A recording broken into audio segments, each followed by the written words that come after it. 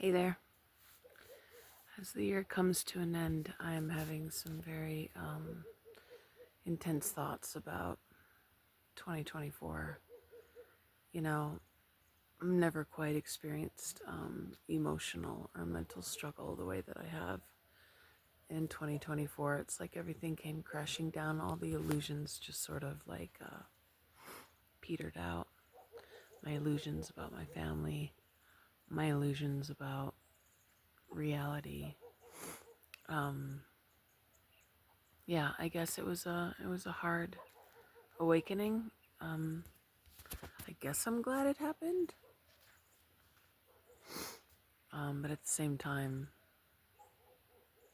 I'm not sleeping well. I've been sick all week, and it just seems like the more I work, the more I stay exactly where I'm at. It's like constant um, treadmill of work, work, work, work, work.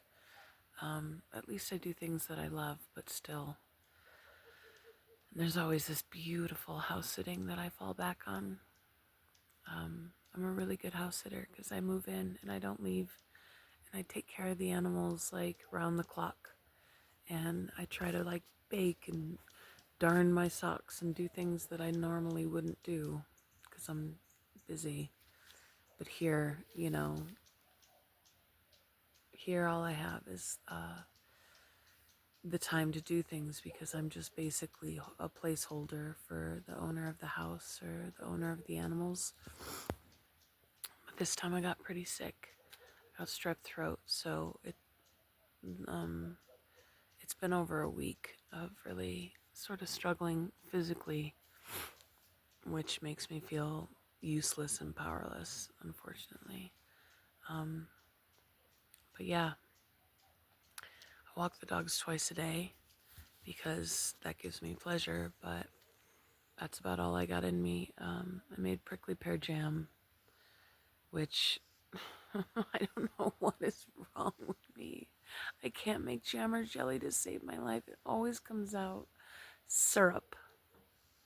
So I guess I have another frickin' case of syrup to sell or drink. Prickly pears they're a crazy little biatch. I don't know. Maybe it's because I'm not native to the area, but I don't understand prickly pears. I wine and dine them.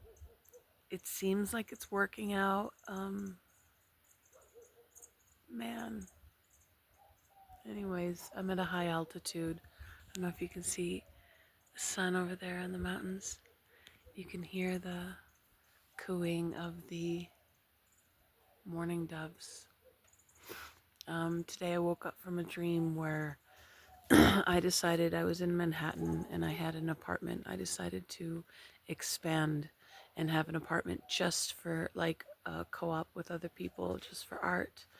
And it was $1,000 a month, which Manhattan prices, that's insane.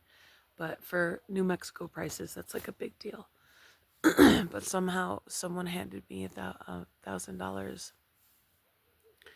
on the 1st, which is when rent was due.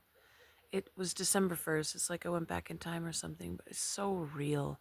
So I was like feeling all amazing. Like I have two apartments. One is for living and one is just for art. And the money just showed up. And it's kind of what I did with my last apartment that I just got in October. I just jumped on the opportunity, even though I didn't have the money. And the money keeps showing up. I mean, I'll take every job and any job at this point.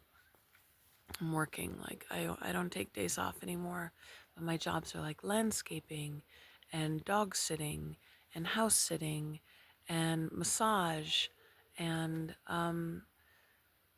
making products and selling things out of my apothecary and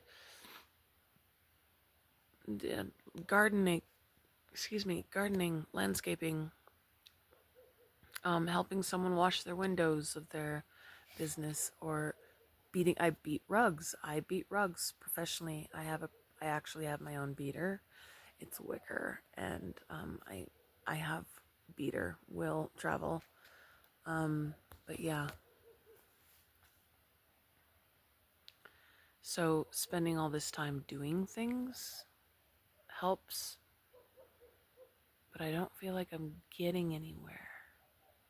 Like there's no security there, you know.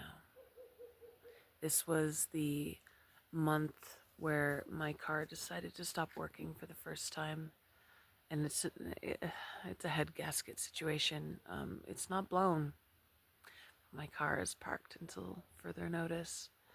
That's a $2,000 fix, and I don't know what's coming down the pike, but I don't know if I can raise the $1,000 to buy the parts for the parts double in price or whatever is going to happen. And maybe just let it sit till spring till I can raise money enough to get it fixed. But I'm, so living in my car is now not an option. So that kind of sucks. I used to always fall back on car camping if I can't afford. Fill in the blank. The neighborhood cat in the last few years has taken a shine to me where I feel obligated and blessed by its presence to take care of it and feed it and give it stability. Yeah. So, but I've lived in my car with a cat before. I think if I just parked in the same neighborhood, the cat would be fine. Anyways, I'm house sitting right now and I want to walk the dogs, but there's a window of time where there's not a lot of people on the street. So I try to walk the dogs when there's no one else there because the dogs get really excited and like it's too early for me for the dog protection police to go into full high mode. So yeah, I'm here. It's cold. I had strep throat for over a week now. I'm on antibiotics that a friend lovingly drove up here and brought me. Making food, watching It's Wonderful Life, watching Gremlins, watching all the, holiday movies. Trying to muster some sort of like cheer. Trying not to feel sorry for myself. Sad, privileged white girl. I acknowledge my privilege. But at the same time, I'm still like one paycheck away from being homeless. I'm estranged from my family, except for my mother and one of my brothers who's pretty. There's 7 children, and I speak to one.